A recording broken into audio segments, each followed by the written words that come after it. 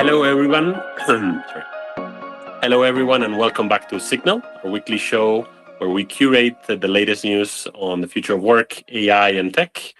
This week, I have the pleasure to be here on stage with Javier Cuesta, who is a good friend, reputed headhunter. Javi, how are you? Welcome to Signal. Good. Thank you so much for hosting me. I'm definitely looking forward to having a discussion with you in our second language. Exactly. It's going to be a bit weird, right? Great. Because we don't often speak in English. We, of course, speak in Spanish.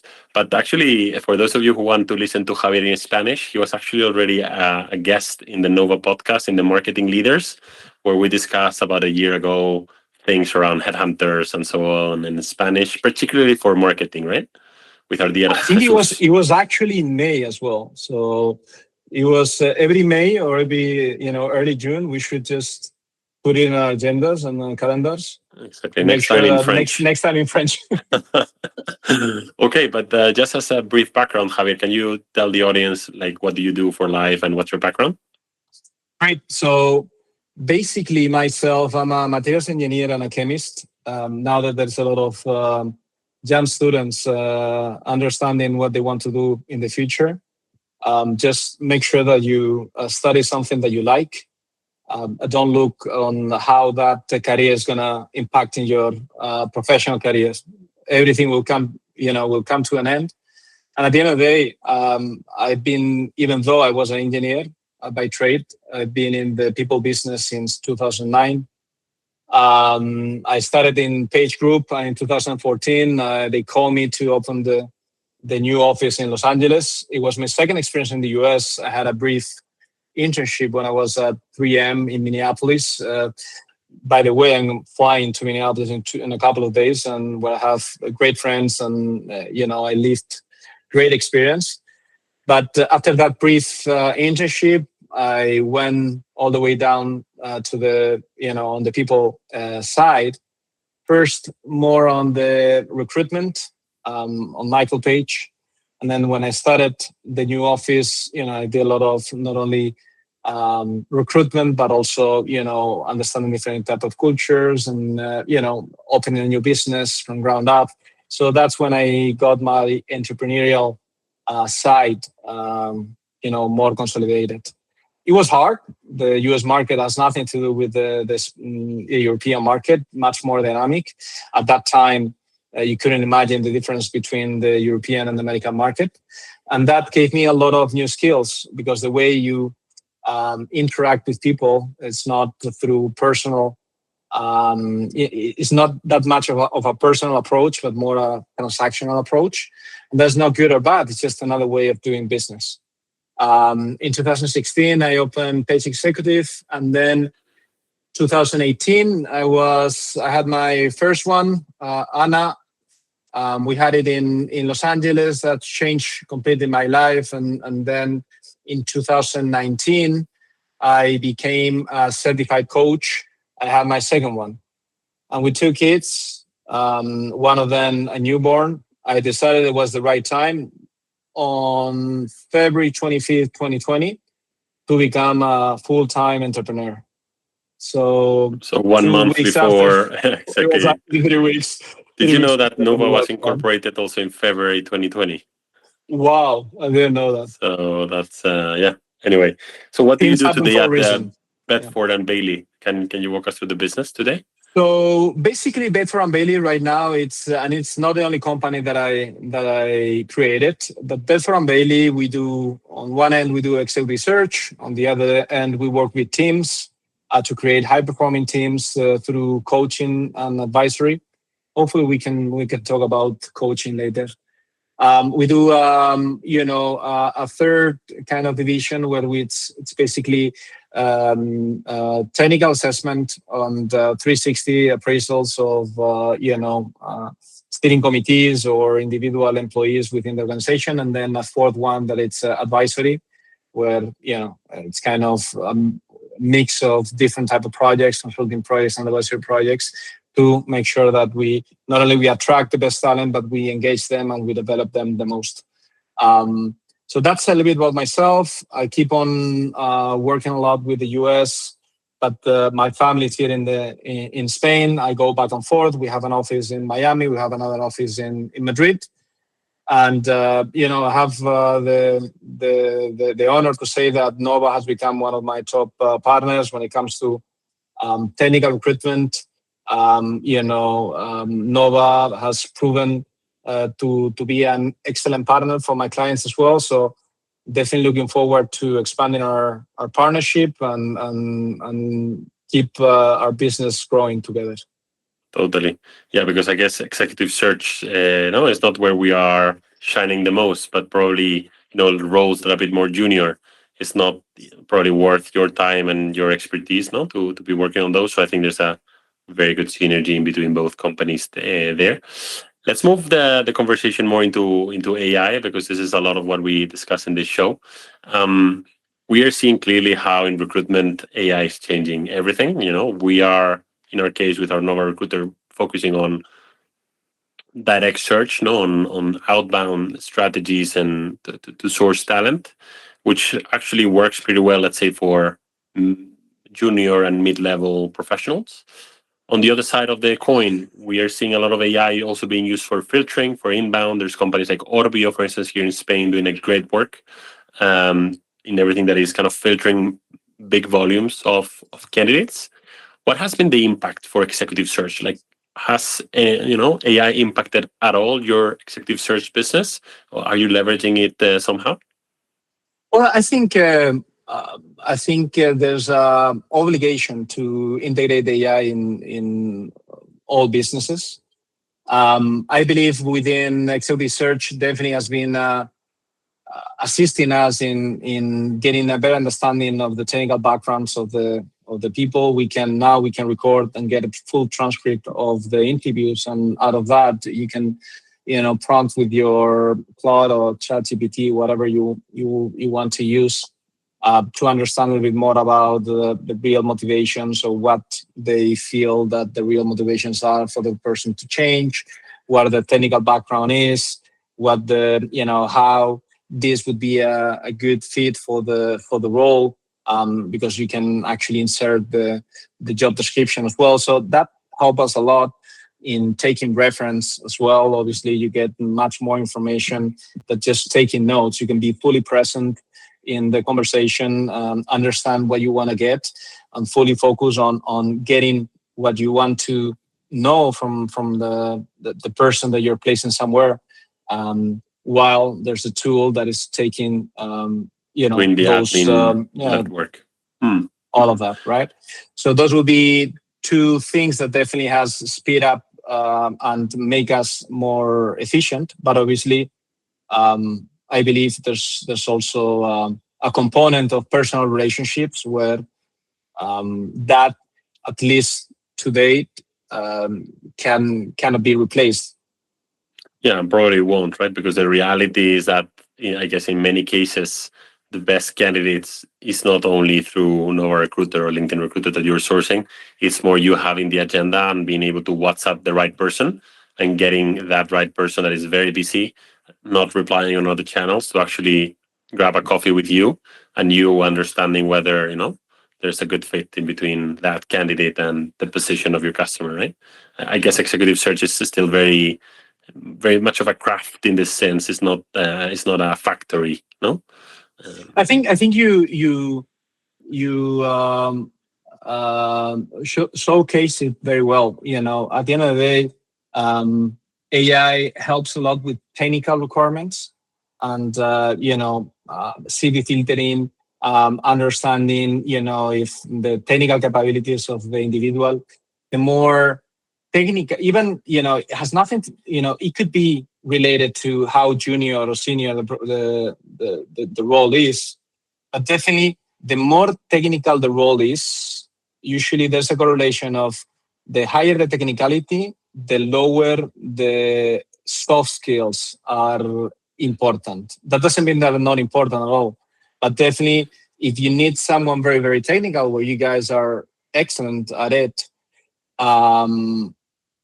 then all the soft skills you could work things around. Actually, in very technical roles, we are surrounded by very technical people. So the soft skills span that you see is very narrow. It's not as diverse or as in other not as technical roles. Yeah. And I guess not only about measuring soft skills, but actually the trust layer, no? In executive search, no? Because there's a trust layer that AI cannot match just yet, no? Because not only even assessing whether the soft skills are there, because in my experience, I don't know if you have tried these AI interviews, they are pretty No? good. Like if you, I suggested, I recommend you to try, because I've tested myself as a candidate to be interviewed by an AI with the latest model of voice, and the reality is that the quality of the interview is great. Like they are actually probably better able than a normal You see recruiter. like a Not necessarily with an avatar avatar. or something. Okay. No, No. just a voice in a video call or a phone call, but they are way more able than the average recruiter to ask the right questions, like go deeper than that. So I even believe that the assessment layer could be entirely automated, because the AI has no bias. If if you're tricking the AI with a not so good example, it's better, more capable to ask for another example and dive deeper. But then, what AI still lacks today is that layer of trust, where a lot of great candidates simply don't want to talk to an AI, and that's it. Now, on the moment you don't want to talk to an AI, then I get that But there's to a certain extent, I believe this could be a great example or a great test or a great just another step of the recruitment process to integrate within the recruitment process. There's actually companies that they kind of record the candidate and then they to showcase the the video to customer. Yeah, the customer. So if you want to do it, and instead of just talking for 10 minutes about something, you can have a more interactive type of conversation with a AI agent, and out of that you can get definitely relevant information. totally. And I think that that's at least the way where we're heading, where we see that the assessment part is more and more AI, but you always need a human for the trust part, even in non-executive search, like more, let's say, more junior roles like ours. I think you still need that human trust, because otherwise the best candidates won't trust the process. What about I think, yeah. no, sorry, go ahead, go ahead. No, no, no. You were talking about trust. I always, one of the movies that I like the most, and I always see every year. I haven't seen it in 2026, in fact, but I'll definitely check it out during the summer. Is Jerry Maguire. And at the end of the day, what Jerry Maguire tells us is that no matter how big your offices are, no matter how many players you as an agent have, at the end of the day, what ultimate makes a difference is the human relationship. And that's, at the end of the movie, when where Cuba Gooding Jr. and Tom Cruise, they're hugging each other, and there's another player saying, "Hey, I don't have that with you." And that's kind of a little bit, right? I think we still, as of today, we still don't see that human touch for AI that makes human relationships, that magic that comes up out of the matching of two human beings that they want the success of a project through the combination of the companies. Totally. Let's move to the coaching, because Bedford and Bailey, I think, is a sizable business. Tell us a little bit more about what's the business model there, because I guess you don't have the coaches in your payroll, like probably contractors and so on. Walk us through that briefly, and also tell us your view on is coaching going to disappear? It's actually even more important. Like, how is it changing with what's happening on the AI industry? When it comes to the business model, coaching itself is just a science, or becoming a coach is just a way of having your own business and partnering with different businesses to have a sizable business yourself, right? So the contractor model works very well. It's a very comfortable and very win-win type of scenario where, let's see if this project aligns with you. Let's see if this is something that you would do, and let's get into an agreement if we have to work together. I believe it gives you a lot of trust. I believe it gives you. There's no obligation for anyone to keep the relationship going, and then the good thing is that you can attract great coaches and not being reluctant to not hire them or not work with them because they have other platforms, because it's just an industry trend. So I think you can attract great talent, you can attract great coaches, and that way, get the best out of the coaches or the executives that we work with. So you're basically taking care of, let's say, the sales part of things. So you're bringing customers that have needs for coaching, and then you're pulling, great coaches that are contractors to you, and then you get a commission, and then they deliver the services, right? Well, it's not the commission itself, and basically, we kind of my job as a partner at Bedford Bailey is trying to convince how leadership programs could develop, teams, not only as a group but also individually. We use our executive assessments. They are the same tests that the ES business school uses for students or alumni that they want to make an industry switch. And then that gives us the foundation or the background for us to kind of customize a leadership program with executives within the context that they are living in. Position-wise, function-wise, if they're in a turnaround phase or they're in scale up like Nova, or they are in startup phase like other DC operating companies. So every context is different, and the type of behaviors that we need to adjust are different. So that's a little bit about how we create the work, and obviously the coach, they have their own session assignment, the pay assignment, and Bedford and Bailey kind of invoices or bills to the client whatever we feel is fair for the success of the project. Mm-hmm. And then moving into the AI layer, how is AI impacting coaching, and how do you see the future? So I believe, I think we need, the same way that we need to integrate AI into the business model and into our lives, not trying to being replaced by them, just being part of it, having AI being part of it. I believe when it comes to coaching, it's kind of the same way. Coaching is just a science and a way of doing, helping people move forward for a specific project or for a specific context, right? The same way that you have coaching, you have advisory, you have mentoring, you have, there's so many ways that you can partner with someone to help him move or her move forward. But coaching is just one of it. I believe coaching,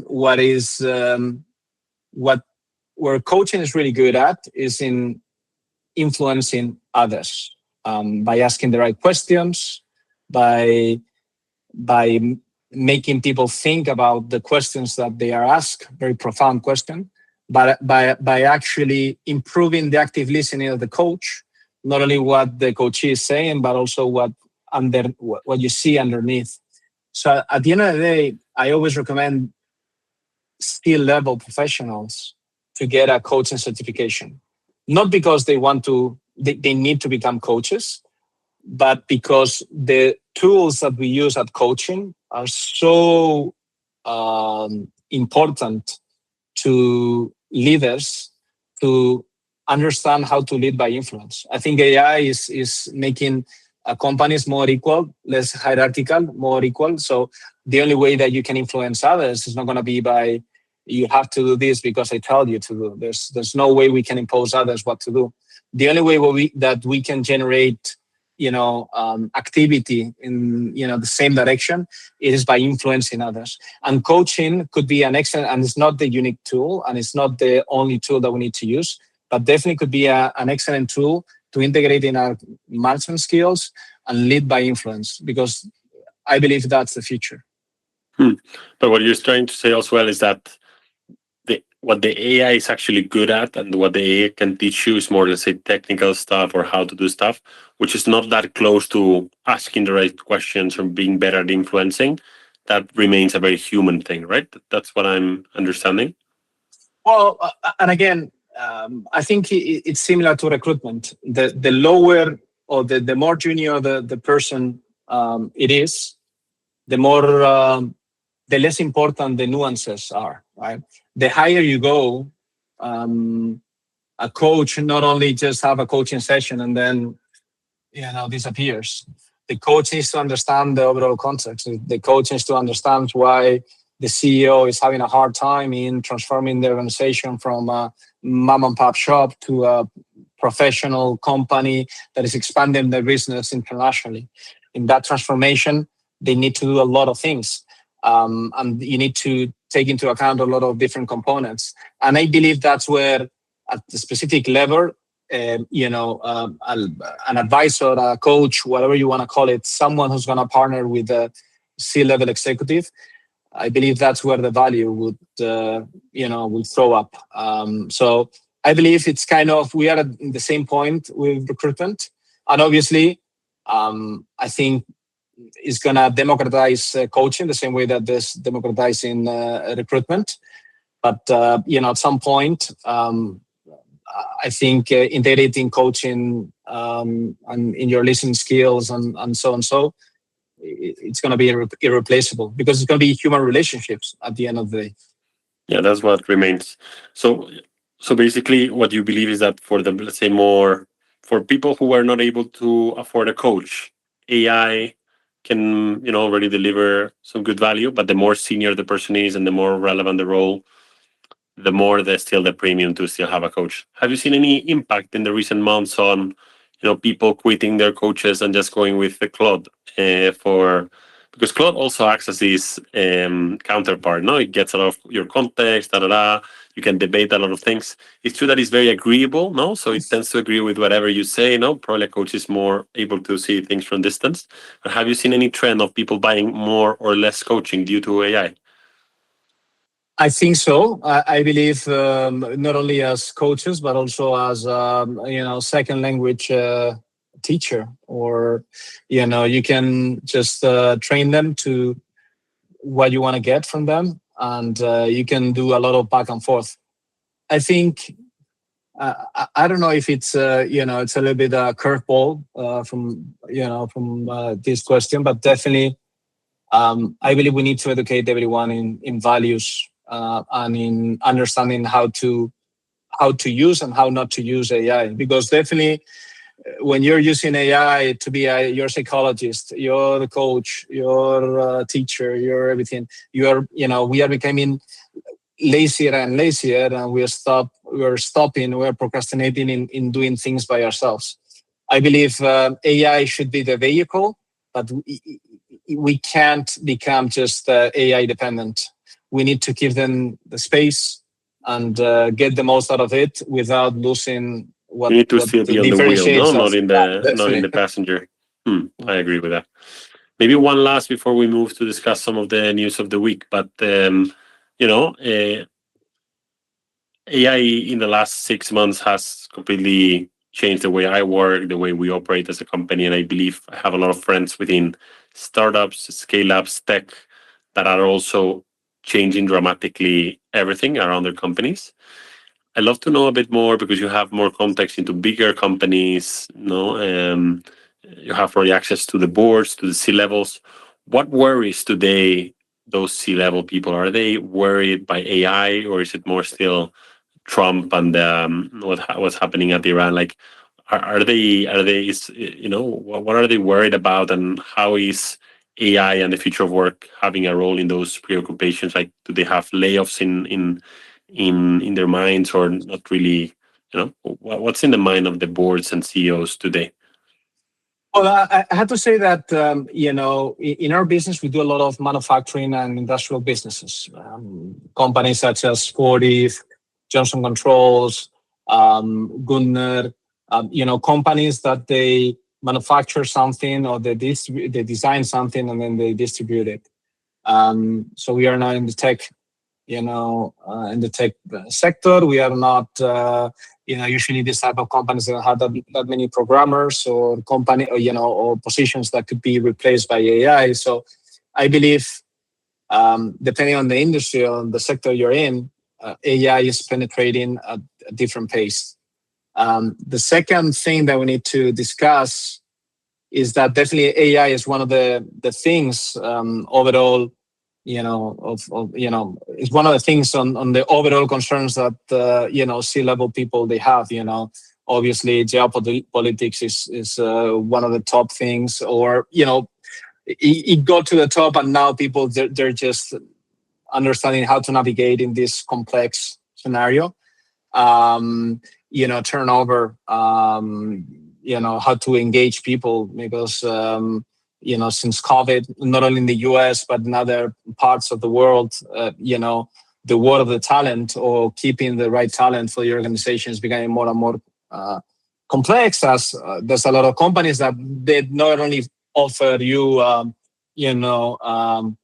another salary, but also another way of living. Hey, I'm more flexible. I have an office. I have these perks.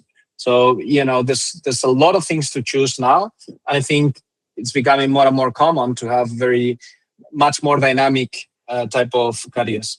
And when it comes to AI, I think the biggest question the C-level are having is that, should I train myself in AI, or should I be delegating that into the IT department? Let's put it like that. When you say that, is because you don't want nothing to do with that.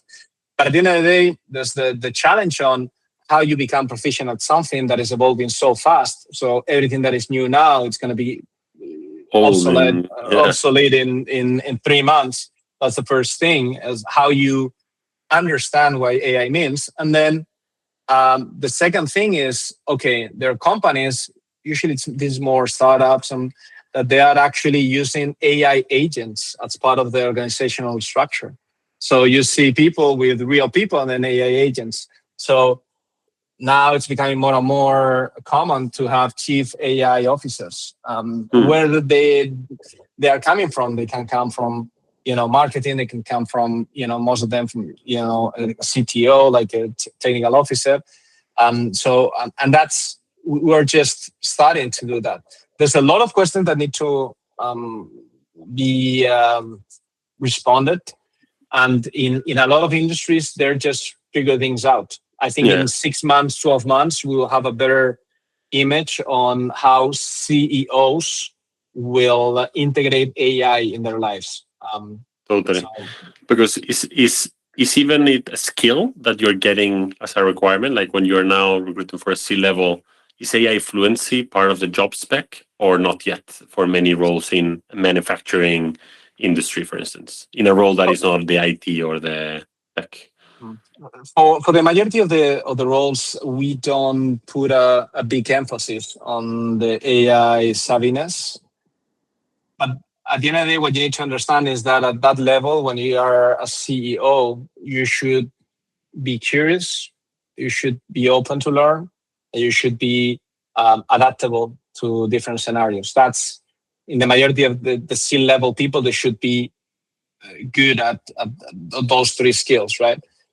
In those three skills, AI is just one of the things that you need to make a decision about, right? So whether you are AI savvy now, or you're going to be in the savvy now, or you will become in the future, those three skills will allow you to understand AI and don't confront with it or delegate it, but to understand it and then make a decision on what is my AI policy when it comes to my company. Totally. No, and I completely agree with what you said about the different pace. That's also what I'm seeing, that the bigger the company, the slower the change towards AI. That's first. But also industry-wise, the impact is very different, no? Because I guess in manufacturing, robotics is still not there, although the advances are crazy. But probably within the next 12, 24 months, I bet that a lot of these manufacturing companies are going to integrate robotics so much more. And therefore, it's actually not going to be the white-collar lawyers, software engineers, that we're going to say, okay, are we going to replace them or not? It's going to be a lot of the blue-collar workers, right? That are maybe not going to be replaced as much as they have been recently, no? Because now we have robots doing whatever they were doing. Well, I think in the manufacturing side, automation, it's been key for the past 20 years. So everything related to PLCs, SCADAs, having a very consolidated automation system within the manufacturing side is key. I believe definitely robots could. I think the other day there was a test around, comparing what a blue collar was doing in Yes. the production line versus a robot. There was And this viral video, no, that they were training the AI with the worker and then comparing. Yeah, I mean that's where the world is going. So it's gonna be interesting to see what happens there, because at the same time that a lot of people are now putting the focus on our software engineers being replaced, the reality is that so far the answer is no. Like we're seeing more and more demand for software engineers. There's this I think what's the has it changed paradox. when it comes to the soft skills that are required for the, like, soft skills have become an important piece of any software engineer, or it's just Yeah, I think soft skills are actually where they are actually being demanded to be closer to product, to business, right? Because they are managing agents that are doing the coding part, but they need to be very good on the infrastructure, on the security, and then understand why is that they're doing relevant. And I was going to mention that there's this Jevons paradox that is playing, where basically by making code cheaper, it's not that you need fewer engineers, but you actually need more, because there's a lot of our new cases for software where the ROI was not there, that now you have an ROI, because it's no longer taking 6 months of a full engineering team. It's maybe taking 1 week of one engineer, and that at that cost, that software is worth it, right? And the reality is that there's so much more software that we could utilize and build. So what I'm seeing is that although the productivity is being much higher, the product roadmaps for all companies have been growing in the past few months. So companies want to build so much more software, right? So instead of actually needing fewer engineers, they need a few more, coupled with the extra productivity. So it's a bit what happened with the bank tellers. I don't know if you know this story, but when the automatic teller machines came out, suddenly bank branches, they were afraid that cashiers would get out of a job. Well, it was actually the opposite. The personal banker was created, and then they employed way more people. It's a little bit the same paradox, that making something cheaper, you don't reduce the demand, doesn't stay flat. The demand actually grows, and therefore so that's happening with software. My reflection is what's going to happen with blue collar, because there I'm not saying it playing it the same way, right? Like the number of the machine. Are we going to replace those people that are going to be replaced by robots? Would they find a job elsewhere? Well, that's to be seen. No? well, but Anyway, that's been a question. Charles Chaplin, when he did Modern Times, he was talking about how the industrial revolution was impacting on manufacturing. That's and that goes with automating type of production lines, or even very simple, repetitive type of task. I think the responsibility of the individual would be to kind of understand what he or she could do to differentiate themselves about something that is not, something that is not replaceable by a robot. totally. Let's jump for the last few minutes into some of Venga. the latest news that we, of the last week. Maybe I can start with, as the discussion is now going on the future of work, I can start with, a conference of the Bank of Australia, where Sam Altman went, and basically he admitted that the impact on the job market for white collar is being less tough than what he actually predicted himself. So he thought that already today, with the advances of the AI models, the impact on labor would be tougher.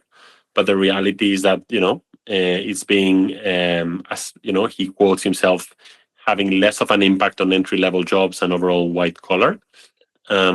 It's true that when you see the data, there's some things that are still a bit worrying. So, for instance, for the first time, I believe in the last maybe 30, 40 years, the recent grad unemployment in the US is higher than the average unemployment. So it's at 5.7%, when the average today is around 4. This happened in Q4 2025. This hadn't happened in the last 30 years, right?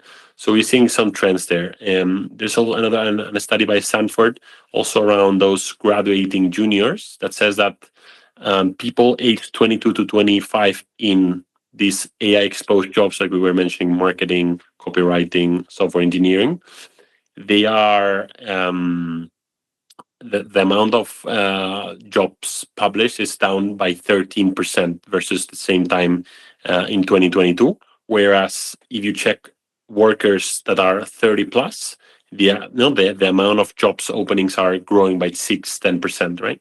So the reality is that we are seeing a tougher job market definitely for the juniors, but at the same time, the whole job market still for white collar is still not with these devastating views that Sam Altman himself and others were predicting.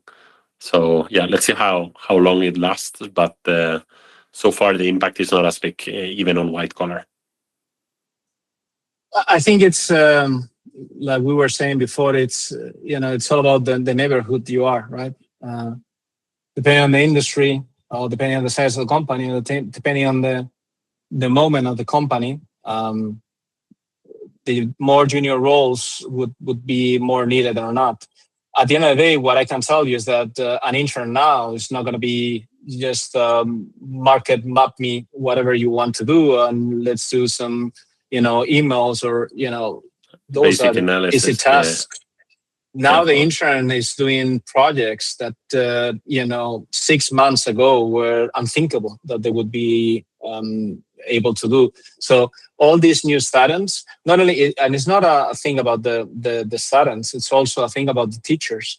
They need to make sure that they ingrain in their brains that they need to test things as much as they can when it comes to AI, understanding how they can implement things of how they can make things, create companies and so on. So hopefully out of this revolution, we get many more entrepreneurs, people that they just by the use of Claude or ChatGPT, they get business model that are 2 years ago were a matter of 3 or 4 months, and now they can in 24 hours you can put something together that it's makes a difference. So hopefully we get into that entrepreneurial mode where people they just don't rely upon what the public state is giving us or what a third party company is giving me, but also what I can contribute to the society. Totally. Call me a dreamer, but this could be a consequence. Yeah. I was giving a session last week on ESE, and I told them that there had never been a better time for MBAs to become entrepreneurs because they don't need, in many cases, unless you're doing deep tech, you don't need CTOs anymore to get started. So, yeah. We were mentioning before we started this piece of news that we discussed briefly last week about salary transparency.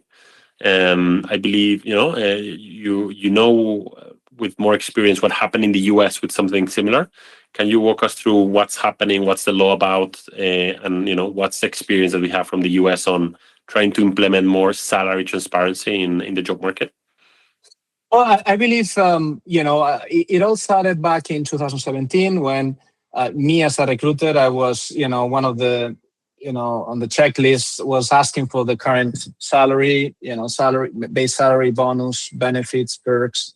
So we can have a table and we can present that table to the client, right? And the client could actually create an offer that the candidate will accept, obviously, because you have the benchmark or the anchor of what the current base salary is. What happened in 2017 is that it was forbidden at all levels to ask that question. And it was kind of the client or the company who has a budget for the role needed to think about which of the candidates was more, they deserve the budget more for them, right? The good thing is that we didn't know what the previous salary was. So regardless if it was a 10 or a 50% raise, at the end of the day, they didn't discriminate people based on that. Because what happened before is if I want to pay 50 and I know that a candidate is making 30, another candidate is making 45, and the 30 and the 45, I like them both, I would just make an offer for the 30. And I actually offer him 40. I offer him 35 or 36, that is 20%. I will get him at a much lower salary. And even though I'm giving him the job or her the job, I'm discriminating him or her, right? So So that changed that, and then this next step was actually posting the jobs with the salary, right, for the position. Because That's now a in little the bit more EU, tricky. the first part is not part of the new EU regulation, no, which is actually the one I, that probably was more impactful. I Rather don't than think having so. the salary in the job ad, that's what's happening in the EU right now. Yeah, I think the next step was, and it was not as successful as you were saying. It was actually posting the job with the salary. What happened is that for a director level position, for example, they had so many regions, so many, and in the United States, imagine, the salary you get at Missouri has nothing to do with the salary you get at Bay Area, California, right? So the salary range that they were put in, it was just ridiculous. It was, okay, 200 you're through a direct 400, no, or two times. 200 to 450. At the end of the day, what they did is, hey, please tell me the salaries of everyone that is in the organization right now and see if we can put something that is not going to jeopardize losing all my employees. So at the end of the day, that's a little bit more tricky. I think we are not there yet. But it's a sign towards the right direction. I believe it's much more useful, kind of limit or regulate the asking the current base on bonus compensation to determine what the potential offer would be, more than posting the job with the. But definitely, these are steps in the right direction. Hopefully, we learn through the path, and we can implement other things like the one they have in the US. That by the end of the day, there's a lot of multinationals that they already implemented in other regions of the world, even though there's not a specific regulation for that. Totally. No, I think that's some good news there. Related also, future of work, something that I read that was relevant. The founder and CEO of Anthropic, Dario Amodei, he was also envisioning, let's say, a not so good labor market, but not as bad as the original prediction. So his wording was something like, okay, we can have 5 to 10% GDP growth globally, which would be awesome. And then he said roughly 10% unemployment, which is not too bad, actually, is what we have been living with in Spain, actually, in the best scenario for years. So again, less less of a pessimist on the future of the labor market. Although what he was warning about, which I believe is very relevant, and that's the world that I'm seeing more and more, is that it's way more polarized world where basically a few companies and a few people within the Bay Area and some very cool AI companies are making tremendous growth, whereas the rest of the economy and the rest of the population are more suffering, right? And I guess it's precisely in that unequal distribution of wealth where probably the social tension will appear, and we'll see if we're able to figure out new ways to distribute wealth so that people are not in riots in streets because the AI is taking over their employments. Let's see. I believe there's a lot of messages out there. Some of them, they are very, very scary. But at the end of the day, I think competition is always a great thing. What made me great or made me succeed in the US is being surrounded by a lot of different professionals that they were trying to get their best at every single day. When you are surrounded by people that they stretch your limit, your limit goes higher and higher and higher and higher. Hopefully, in this more competitive environment where we have so many different tools that we can use, we get that type of the black mamba type of mentality, right? Let's get 0.1% better today. And again, if there's more competition around us, if there are more, hopefully we can get the best out of us as a society, and create things that will resolve the new challenges that I can tell you that they're going to be way different in 5 years, the same way that they were way different 5 years ago, where the two of us, we were locked in our rooms because of a pandemic that helped us made a new venture like Nova or Bedford Bailey. Bedford Bailey. So totally. Yeah, and then maybe one last from the big tech that we always like to discuss is that Anthropic has both confirmed a new round. It was a huge one. I think the size of the round was 65 billion at 965 billion valuation. So they are the largest, let's say, private company in the world, uh, ahead of OpenAI, which who was raising at about 800 billion a couple of months ago. They also published that they are at an annualized revenue rate of 47 billion, which is really crazy. So they are growing like hell. Apparently, Q1 to Q2, they are basically duplicating the run rate, the revenue. So the speed of growth of Anthropic these days is just crazy. And part of it is that they are so good at launching new products. I don't know if you tested already, Javier, but last week they released Opus 4.8. I've been No, utilizing it myself this week. I must say that I can see some small tweaks versus Opus 4.7. I'm seeing it a bit faster with replies. I'm seeing less errors. Apparently, though, where it's actually significantly better is at the coding part that I haven't used. But yeah, they are once again ahead of the battle versus GPT 5.5. Apparently, in the same benchmarks where they compare them, uh, Opus 4.8 was ahead in most of the benchmark metrics. So interesting to see if Sam can keep up with the competition. But Anthropic is a ferocious partner it's competitor, actually incredible because OpenAI doesn't seem competitive anymore. So uh, which is crazy. who knows what's going to happen in 6 months if another company will come up. But definitely this, they're giving us so many tools for us to be better at what we are. Um, I also wanted to talk about the Casa Nova, right? Or the Nova Casa. The Noah House, yes, The that's Nova House. It would announcement be of great today. because it gives us a lot of ways of working, new ways of working. And I would like to understand a bit more about it because me as entrepreneur, I would love to Yeah, be connected to other entrepreneurs. So if you can elaborate a little bit on that, that would be great. yeah. So that's news of today, basically. So we are launching a new office of Nova in Madrid. And this is the first where we're going to try this concept of Nova House, which is basically kind of a co-working space.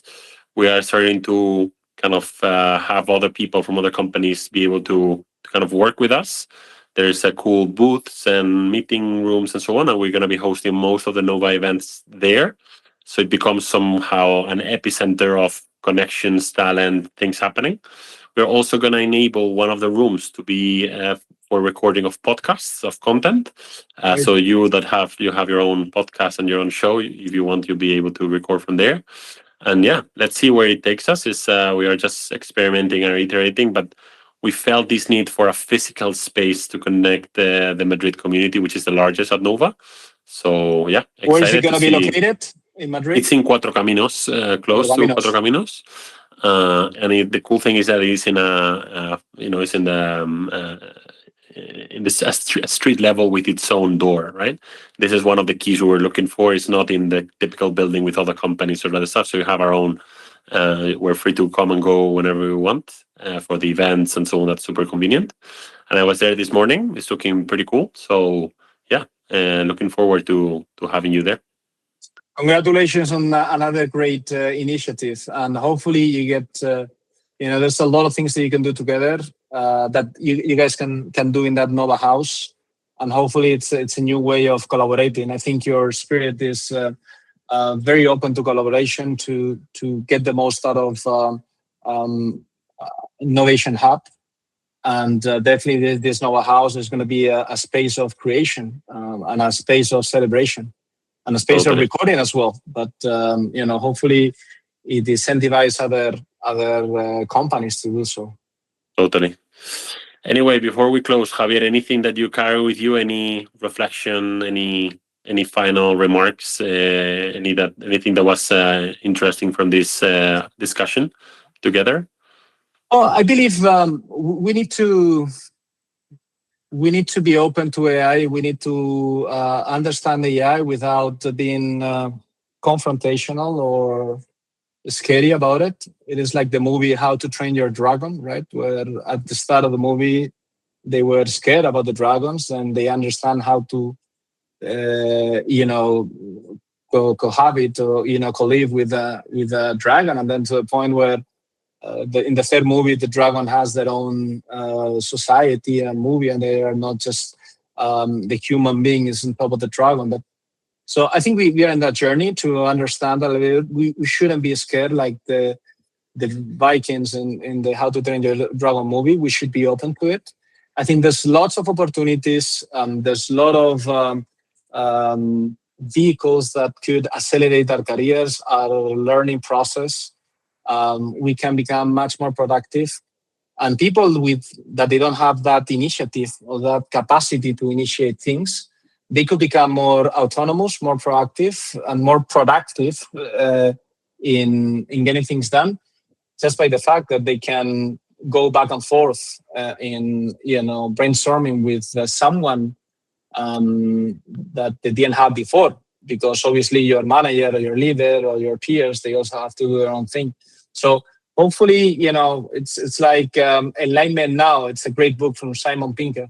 We always have to see the positives, and I'm sure that there's a lot of great outcomes out of this new revolution. I'm very excited to becoming part of it.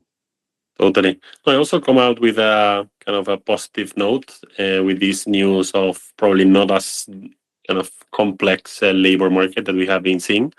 And also a reflection that I carry with me is that when you check things from other perspectives, other industries, although we, let's say, tech entrepreneurs, we are so much in the bubble that we believe the whole world is just looking at AI and just disrupting things.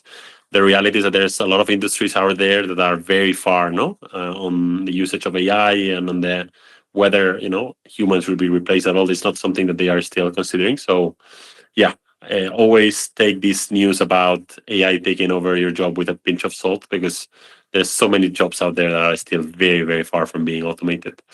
Anyway, Javi, it was a pleasure to host you at Signal by Nova, and yeah, let's keep the connection and the partnership that is being fantastic so far. There's so many podcasts in this new venture, podcasting. I'm definitely looking forward to growing with you. Thanks, Javier. Take care, and thank you, everybody. See you next week.